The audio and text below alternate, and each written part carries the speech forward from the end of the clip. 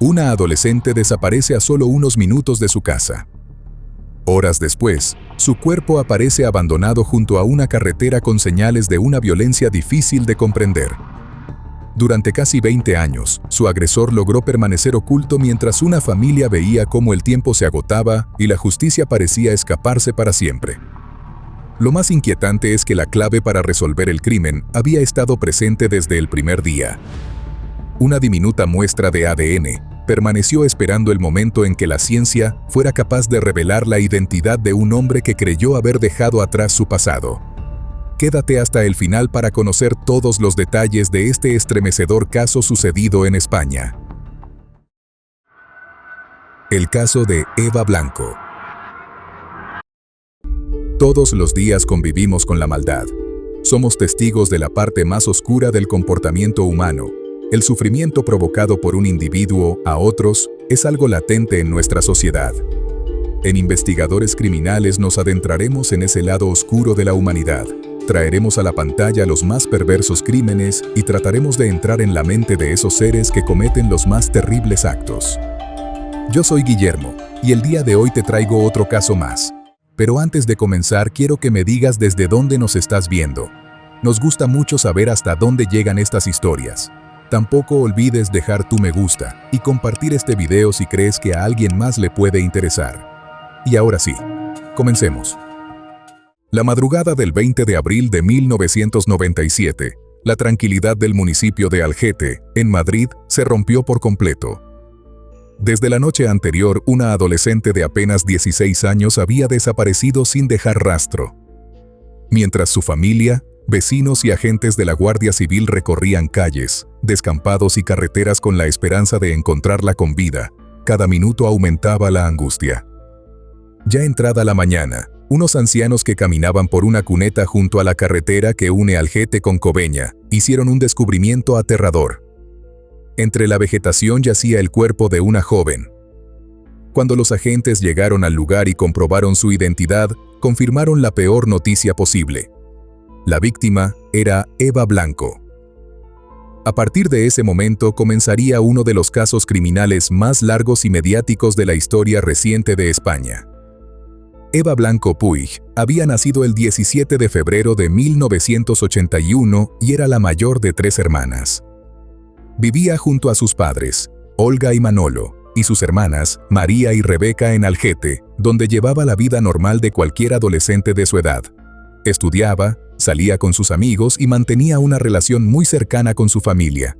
Sus padres siempre la describieron como una joven responsable y muy puntual. Cuando salía por las noches, respetaba estrictamente la hora de regreso a casa, y si alguna vez se retrasaba, apenas eran unos minutos. Esa responsabilidad hacía aún más extraño que aquella noche nunca cruzara la puerta de su hogar, despertando una preocupación que muy pronto terminaría convirtiéndose en desesperación. El 19 de abril, teniendo 16 años, Eva salió con su grupo habitual de amigos. Durante la tarde jugaron al tenis y, más tarde, fueron a una discoteca para continuar la reunión. Sus padres, confiando en ella como siempre lo habían hecho, le permitieron regresar una hora más tarde de lo habitual, por lo que debía estar en casa alrededor de la medianoche. Al terminar la noche, una de sus amigas la acompañó hasta la entrada de un descampado que Eva utilizó como atajo para llegar más rápido a su casa. Ambas se despidieron cerca de las 11:45 de la noche. Desde ese instante, nadie volvió a verla con vida. Aquellos pocos minutos de camino serían el inicio de un misterio que permanecería sin resolverse durante casi 2 décadas. Mientras la familia intentaba comprender lo ocurrido, los investigadores comenzaron a reconstruir las últimas horas de Eva. El examen forense reveló que la joven había recibido 19 puñaladas distribuidas entre la espalda, el cuello y la cabeza. La primera de ellas, una herida profunda en el costado, había sido mortal, y todo indicaba que Eva estaba sentada cuando la recibió. Las demás lesiones fueron consideradas compatibles con un ataque de enorme violencia. Los peritos también recuperaron pruebas que serían fundamentales con el paso de los años. En el cuerpo encontraron una muestra de semen tanto en los genitales como en la boca, además de una fibra roja que parecía pertenecer a la tapicería de un automóvil. Como las intensas lluvias de aquella madrugada habían borrado buena parte de los rastros de la escena, esas evidencias adquirieron un valor incalculable. Con esos primeros indicios, la Guardia Civil inició una investigación convencida de que el responsable podría encontrarse entre las personas más cercanas a Eva. Los agentes comenzaron revisando el círculo más próximo de la adolescente. Uno de los primeros en ser interrogado fue Miguel, un exnovio de Eva. Durante la entrevista, llamó la atención que presentaba una herida en una mano, pero tras comprobar su versión y analizar las pruebas disponibles, los investigadores descartaron cualquier relación con el crimen. La atención se dirigió entonces hacia Sebas, un amigo muy cercano a Eva que en algunas versiones incluso era señalado como su novio. Habitualmente era quien la acompañaba hasta su casa cuando salían con el grupo, pero aquella noche había viajado con otros amigos a Madrid y pudo demostrar que no se encontraba en Algete cuando ocurrió el crimen. Al quedar descartados ambos, la investigación perdió sus principales líneas de trabajo y el caso comenzó a complicarse. Durante la autopsia, se había obtenido una muestra de ADN del agresor, aunque en aquellos años, esa tecnología todavía tenía muchas limitaciones para una investigación de esa magnitud. Aún así, la Guardia Civil empezó a recoger discretamente muestras biológicas de personas cercanas a Eva, incluso del propio padre de la joven, buscando descartar familiares o conocidos. Ninguna coincidió con la encontrada en la escena. Convencido de que el agresor seguía viviendo en el pueblo, Manolo propuso que todos los hombres de Algete entregaran voluntariamente una muestra de ADN. La iniciativa recibió un enorme respaldo entre los vecinos, pero los jueces rechazaron utilizar aquellas muestras al considerar que vulneraban derechos fundamentales. Aquella decisión obligó a dejar miles de pruebas sin analizar y terminó retrasando durante años la identificación del responsable. Mientras las pruebas forenses no ofrecían respuestas claras, los investigadores revisaron cuidadosamente la habitación de Eva. Allí encontraron varios diarios personales en los que la joven escribía sobre su vida cotidiana, sus estudios, sus amistades, los chicos que le gustaban y las situaciones propias de una adolescente de 16 años. Nada de lo escrito parecía sugerir que estuviera viviendo algún problema grave o que temiera por su seguridad. Sin embargo, las últimas páginas despertaron un enorme interés. Además de escribir repetidas veces el nombre de Miguel, Eva había llenado 2 hojas completas con la inscripción Eva y 34-31-10. Aquel número dio origen a toda clase de teorías en los medios de comunicación y entre la opinión pública, desde supuestas sectas hasta grupos extremistas. La Guardia Civil investigó esas posibilidades, pero terminó descartándolas al no encontrar ninguna evidencia que las respaldara. Los meses se transformaron en años y el caso comenzó a enfriarse. A pesar de las numerosas diligencias, entrevistas y análisis realizados, ninguna prueba permitía identificar al hombre cuyo ADN había sido encontrado en el cuerpo de Eva. La investigación seguía abierta, pero cada nuevo intento terminaba en un callejón sin salida. Con el paso del tiempo apareció una nueva preocupación para la familia y para los propios investigadores. En España, el delito de homicidio prescribía a los 20 años. Por lo que el reloj avanzaba inexorablemente hacia el momento en que el responsable podría quedar fuera del alcance de la justicia. La posibilidad de que el agresor nunca fuera identificado se convirtió en una amenaza cada vez más real. 10 años después del crimen, cuando parecía que todas las pistas se habían agotado, uno de los responsables de la investigación decidió aprovechar los avances que había experimentado la genética forense. Solicitó a la Universidad de Santiago de Compostela un análisis mucho más detallado de la muestra de ADN obtenida años atrás para intentar obtener información física y geográfica de la persona que la había dejado. El resultado cambió por completo el rumbo del caso. El estudio concluyó que el ADN pertenecía a un hombre de origen norteafricano. Gracias a ese dato, la Guardia Civil pudo reducir considerablemente el número de posibles sospechosos y concentrar sus esfuerzos en un grupo mucho más específico de personas que residían en Algete, cuando Eva fue privada de la existencia. Los investigadores comenzaron a localizar a los hombres de origen norteafricano que habían vivido en Algete en 1997. Muchos ya no residían allí, por lo que fue necesario buscarlos en otras ciudades de España e incluso en otros países de Europa. Uno a uno fue entregando voluntariamente muestras de ADN para compararlas con la obtenida en la escena del crimen. Tras analizar decenas de perfiles apareció una coincidencia inesperada. El ADN de uno de los hombres presentaba un porcentaje de compatibilidad cercano al 97%, insuficiente para señalarlo como el autor, pero lo bastante alto para indicar que el agresor podía ser un familiar muy cercano. Los agentes descubrieron que tenía varios hermanos y comenzaron a seguir esa nueva línea de investigación. La Guardia Civil obtuvo una muestra de otro de los hermanos y el resultado volvió a ser similar. Con dos coincidencias parciales, los investigadores comprendieron que el responsable debía ser el tercer hermano de la familia, Ahmed Cheleguer, un hombre que había vivido en Algete cuando ocurrió el crimen y que años después se había trasladado a Francia. Ahmed estaba casado con una vecina del pueblo cuando Eva fue atacada y trabajaba repartiendo flores. Aunque no era una persona especialmente conocida por la familia Blanco, algunos vecinos recordaban que, cuando consumía alcohol, podía volverse agresivo y perder el control con facilidad. Además, llamó la atención que hubiera abandonado Algete poco después de que comenzaran a realizarse las primeras campañas para recoger muestras de ADN entre los vecinos. Con toda esa información reunida, las autoridades solicitaron la colaboración de Interpol y emitieron una orden internacional de detención. En 2015, 18 años después del crimen de Eva, Ahmed fue localizado y arrestado en Francia, donde había rehecho su vida junto a otra mujer y una nueva familia. Tras ser trasladado a España, los especialistas tomaron una muestra de su ADN y la compararon con la conservada desde 1997. Esta vez no existía ninguna duda. La coincidencia era total.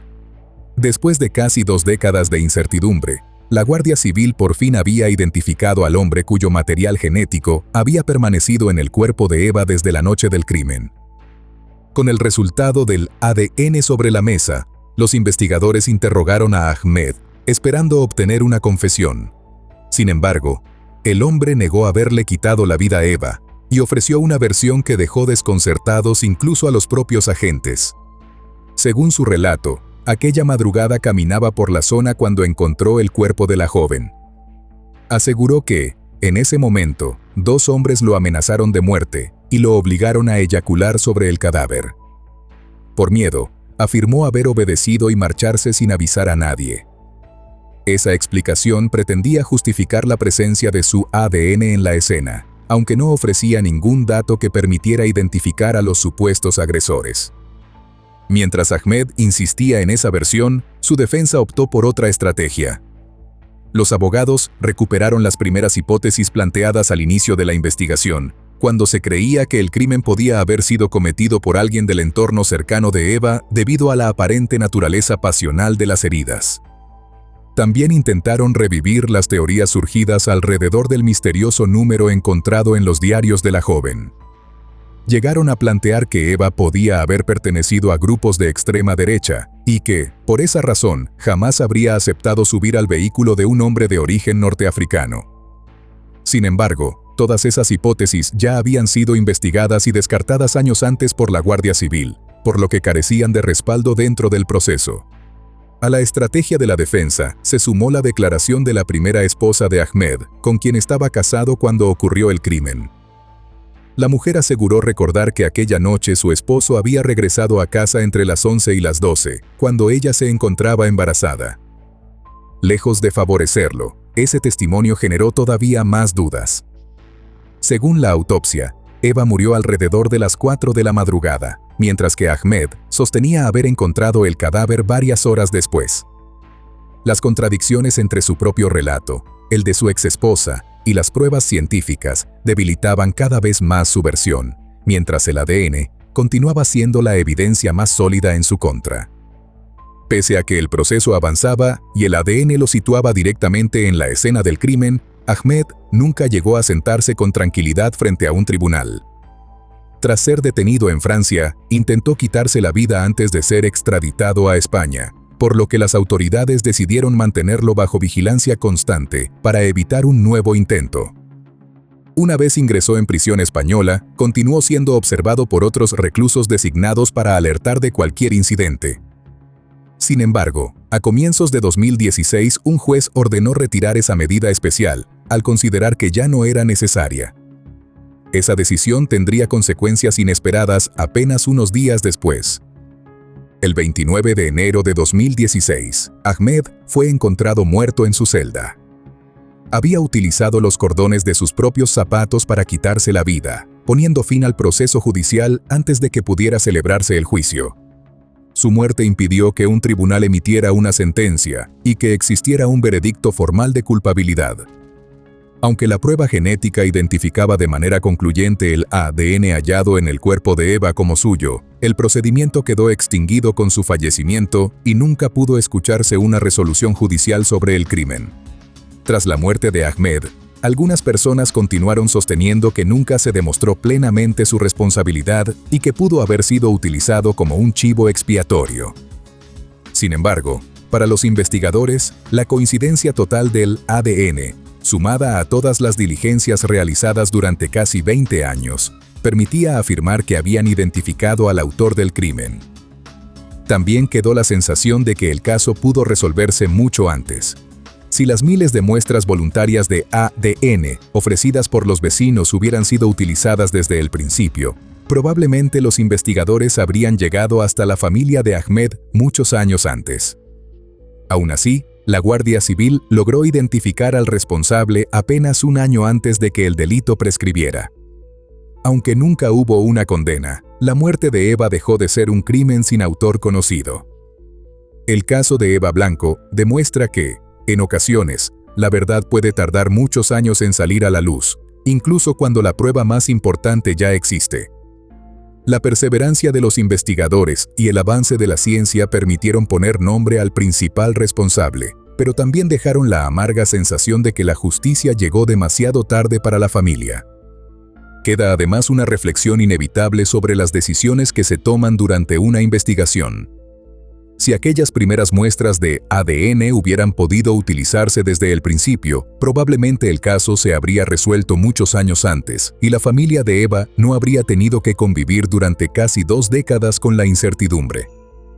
Ahora quiero dejar sobre la mesa algunas preguntas. ¿Crees que Ahmed era el único responsable de lo ocurrido aquella noche? ¿Piensas que su versión de los hechos ocultaba parte de la verdad? ¿Y consideras que este caso pudo resolverse mucho antes si las autoridades hubieran actuado de otra manera? Tus opiniones y análisis pueden enriquecer el debate. Te estaré leyendo en los comentarios. Y bueno, querida audiencia, hasta aquí una investigación más. ¿Qué opinan del caso de hoy? Nos gustaría mucho leer sus comentarios, ya que su opinión sobre los casos es muy importante para nosotros. Recuerden siempre hacerlo con el máximo respeto posible, tanto para la víctima como para los demás espectadores, y nosotros que los estaremos leyendo. Antes de irte, deja tu me gusta y suscríbete si aún no lo estás. Tampoco te olvides de compartir este video si crees que a alguien que conoces le puede interesar. Nos vemos hasta otra investigación criminal. Adiós.